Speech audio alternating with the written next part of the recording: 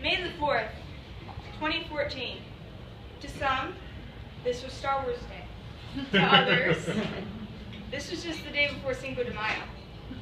But for me, May the 4th was the day that I first experienced full-blown Tourette syndrome.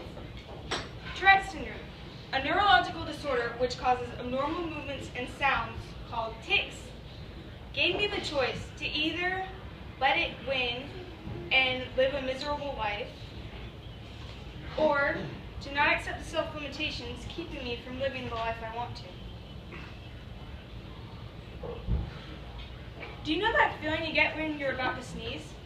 You feel it coming, you don't want to do it, and yet you have no control over it. This is how it feels for me when I tic. I was sitting in youth group when all of a sudden I felt an urge to shake my head. I couldn't resist the urge, so I shook my head. Before I knew it, I was shaking all over. I was scared, I was confused. I didn't understand why I couldn't control my body. My parents and I went to see a doctor about it, and he referred us to a neurologist that I would have to wait about a week to see. As I waited for my appointment, my tics got worse. I was thrashing, I was kicking, my head was writhing. All this was going on non-stop, and I couldn't do anything about it. Just when I thought that things couldn't get any worse, my tongue started clicking involuntarily, and I started saying random words like duck or shoe over and over. I was so embarrassed by my tics, I didn't want to leave the house. I didn't want to answer the phone. I didn't want to do anything. I just wanted to hide in my room where no one could see or hear me do the things I couldn't control.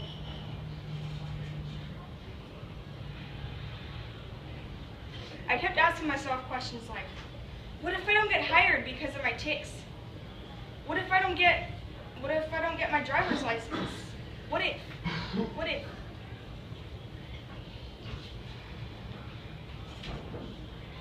I went to the neurologist who wasn't certain about what I had. The good news was that he referred me to the world expert in movement disorders, Dr. Joseph Jankovic. The bad news was that I was going to have to wait 2 months for my appointment. Since it was obviously going to be a while before I found out what was wrong with me, I learned to try to cope with my tics.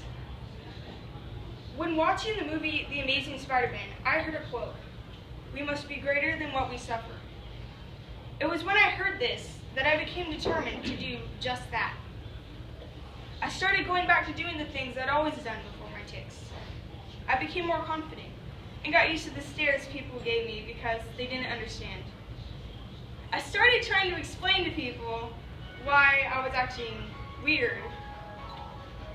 Most conversations started something like this. "Hi, I'm Lucy Wolf. Yeah, my head is shaking because I have tics." "No, wait, not the bug kind, come back." I found out that stress makes my tics worse. So I learned to make fun of my tics and have a sense of humor about it. I like to give my tics names. For instance, one of my most embarrassing tics was the one that made me stick out my tongue. I call this one the Miley Cyrus. For obvious reasons. I realized that my tics would lessen whenever I did things that made me focus, like public speaking, which is why I'm not ticking right now, so, singing and painting. Finally, the day came when I had to go to my long-awaited appointment. We got there, and I was asked many questions about my symptoms and my medication and my medical history. I had to fill out a lot of forms. Finally, the doctor came into the room. After reviewing all the forms I'd filled out and asked me a couple of questions, I was diagnosed with Tourette syndrome. The minute I got home, I rushed to the computer and looked up the disorder on the internet. I read that Tourette syndrome is a chronic tic disorder, and that only 50% of the kids who have it grow out of it by the time that they're 18 to 21 years old. There is no cure for it yet, and the treatments that are available have bad side effects. On that happy note, I looked up people who didn't let their Tourette stop them from doing great things. Brad Cohen had Tourette syndrome. He wanted to be a teacher. After his 29th interview, he found a school who hired him despite his Tourette's. And that year, he received the Teacher of the Year award. One of my favorite authors, Richard Paul Evans, also has Tourette syndrome. Some evidence shows that even Mozart might have had Tourette syndrome. Reading about these people helped me realize that just being different from everyone else can't stop me from doing the things I want to do in life. Having Tourette's has been tough, but now I know just how strong and confident I am, because some days I need these more than anything just to walk out the front door.